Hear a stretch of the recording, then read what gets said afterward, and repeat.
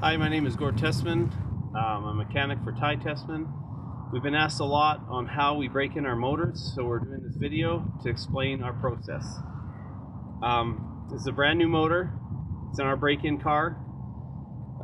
It's early spring here, so there's a few things we're going to do that if your temperature isn't really warm outside, say 25 degrees Celsius, that's about, I think, about 80 or 90 degrees Fahrenheit, I would suggest doing these things as well. You want to keep heat in the engine without leaning it out too much. So what we're doing, we're going to take some foams. We've got cutouts for the carburetor and the header. Go right down tight on the motor. The second one is another foam with a little flap. Kind of makes a little cubby hole for the engine so the heat that is generated by the engine stays in the engine instead of cooling off. So first thing we're going to do, we're going to heat up the engine with a hairdryer as hot as I can get it without burning myself. And then we're going to fire up the motor. So I'll just go ahead and start.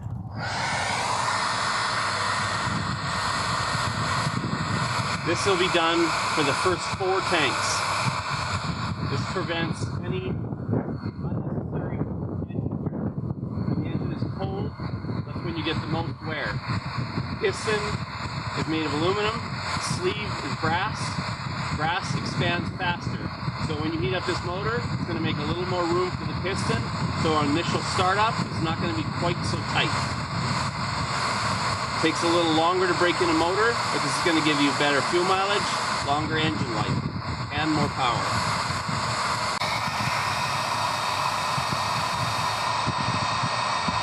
After the engine is really hot, I'm going to try to fire it up. Prime the motor by plugging the pipe. Running the starter box. Take your glow igniter and using the carburetor or the throttle as little as possible to keep it running.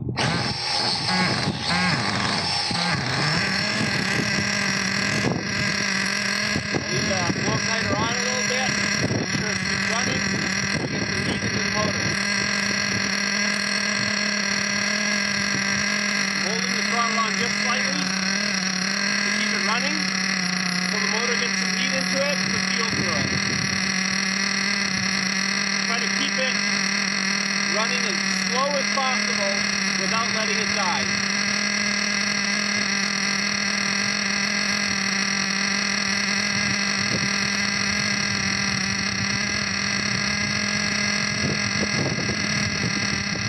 I'll let it off, see if it'll idle. Sounds like it's going to idle. Sometimes it'll die. If it does, just turn the idle up a little bit more.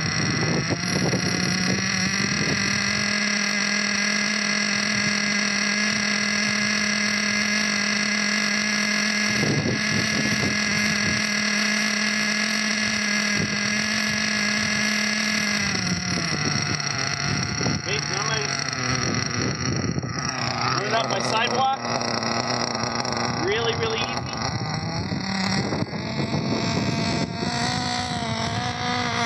Turn around, come back.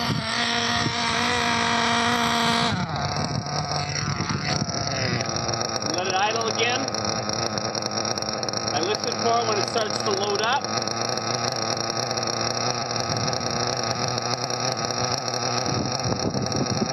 Then apply the throttle extremely slow so it doesn't die.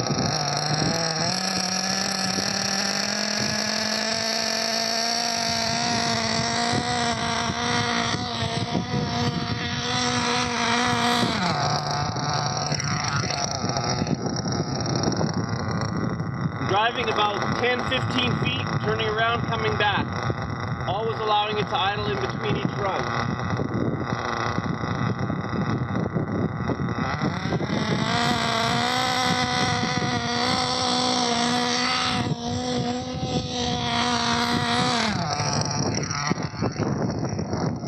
Getting a quick engine temp. We're up to 183 right now. That's pretty good for this short a time.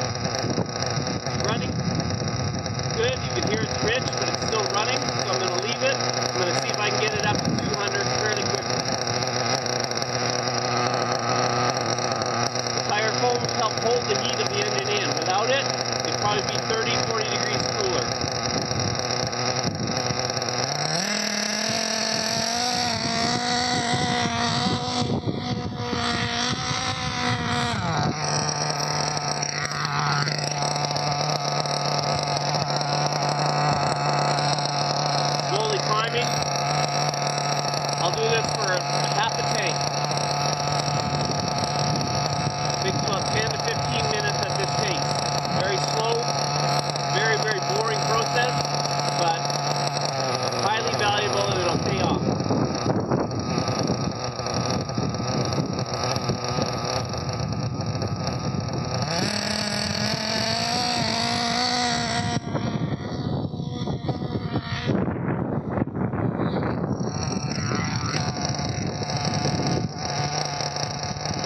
about 220, 230 degrees without worrying about it. It gets hotter, if your temperature is hotter outside, it gets hotter than that, simply pull off one of the tire cones.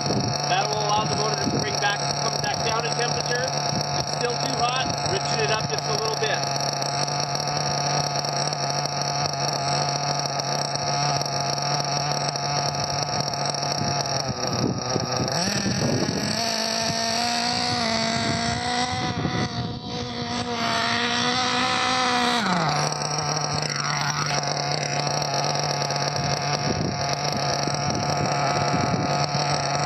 Keep an eye on the temperature throughout this process. We're up to 190 degrees right now.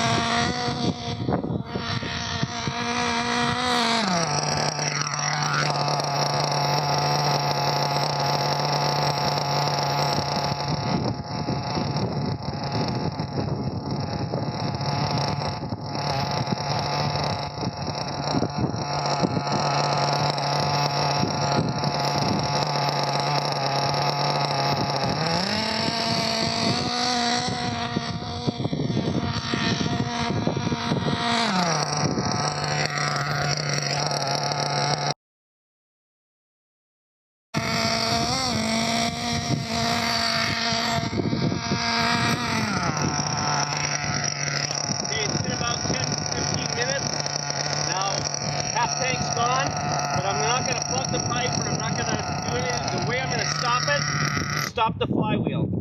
That way I can put the piston on the bottom, so as it cools, the piston isn't pinched.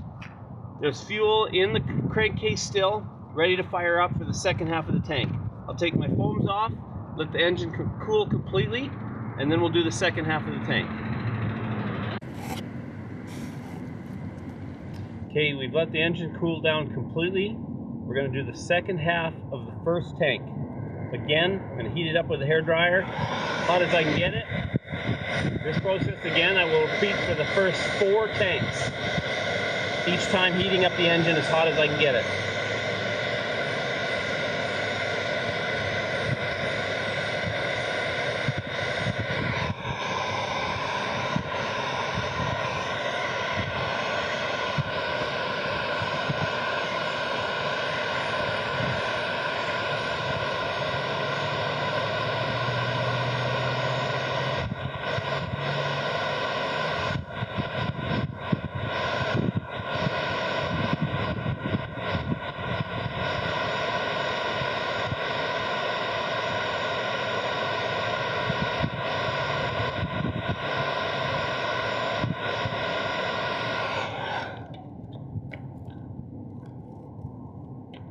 Prime it again.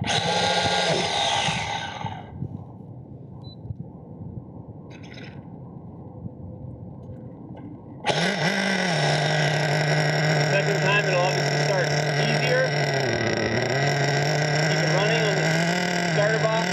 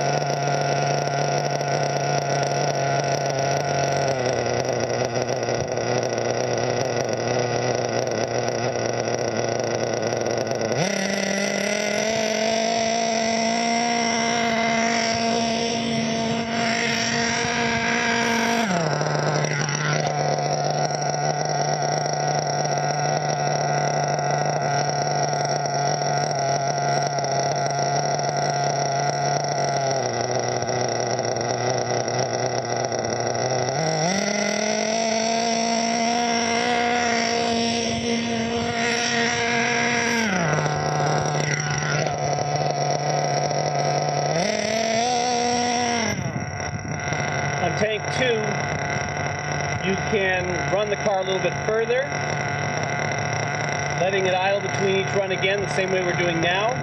Tank 3, take it a little bit further. I would say up to 40 feet and back. Tank 4, maybe go 50 feet and back. Each time stopping in front of you, letting it idle before accelerating very, very slowly, building up speed very slowly and easy.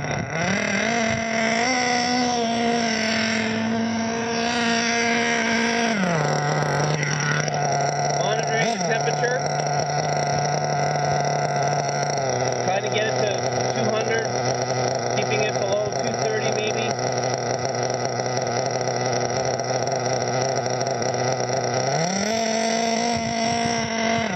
You can do tank 2, 3, and 4, the whole tank completely. You stop on tank 1 halfway through, but the second, third, and fourth tank, you can do the whole tank.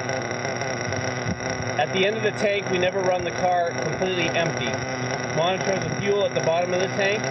Before it runs out of fuel, we'll stop the engine, refuel, and do the next tank.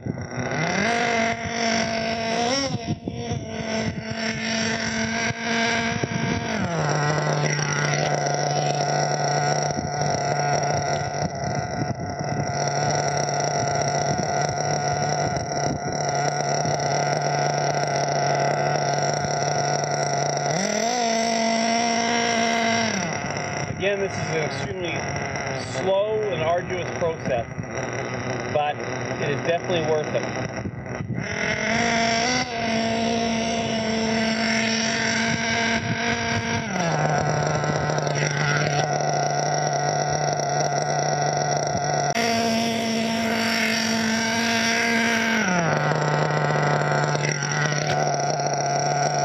Okay, we're on. It's about 10 minutes.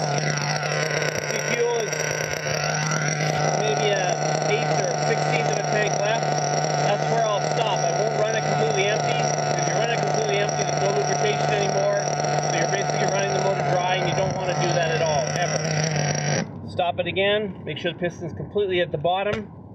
We'll take everything off, let the temperature come right down, and it'll be heat cycled twice. Tank 3, or 2, 3, and 4 will be done the same process again.